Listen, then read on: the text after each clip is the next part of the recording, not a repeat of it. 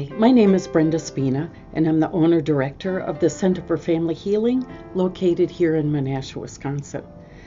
And this is your healing moment. All of us have had to struggle with difficult people. And the particular kind of difficult person I'm talking to you about today could be a neighbor, a coworker, a family member. They could be in any part of our life, even a church life, an organization that you're part of. And here are a couple of things I want you to consider if you're trying to decide, is this that kind of difficult person? Simply because I believe there comes a time and a place where we have to draw a line in the sand. Here's a question to consider. Is this someone that you are consistently giving fair, respectful, and sound feedback to? Secondly, is this person take for granted the grace that you offer them, maybe not even realizing it as grace being extended to them? Thirdly, do they persist in maintaining their own perspective and their own way of thinking without even thinking about there just might be some truth in somebody else's outlook here?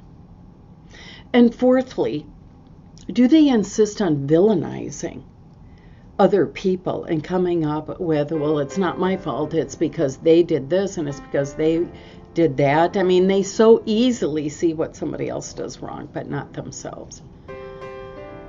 And lastly, are they constantly insisting that someone must prove themselves to them? You have this hoop to jump to, that hoop to jump through, this hoop.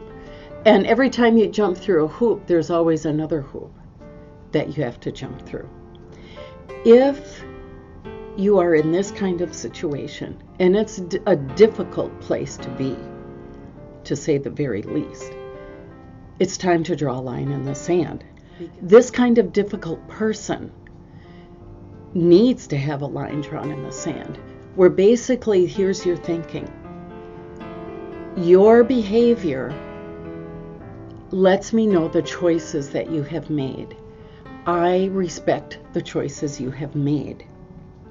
Secondly, I will not be responsible from this point forward for your choices because you haven't been open to any influence that I might have in your life. And thirdly, I'm going to move on from this because there are more things for me to do than beat my head, or what seems like beating your head against a wall and then wondering why you're in pain. This is healthy because if we keep after this and keep jumping through hoops and keep trying to prove our goodness or our rightness, we're placing ourselves in a position where we're being humiliated. And you don't have to do that. Lay your thoughts out there. If you have done something wrong, lay your amends out. People have a choice. They can either accept it or they can refuse it. That you are not responsible for. The healing comes in your willingness to lay it out there.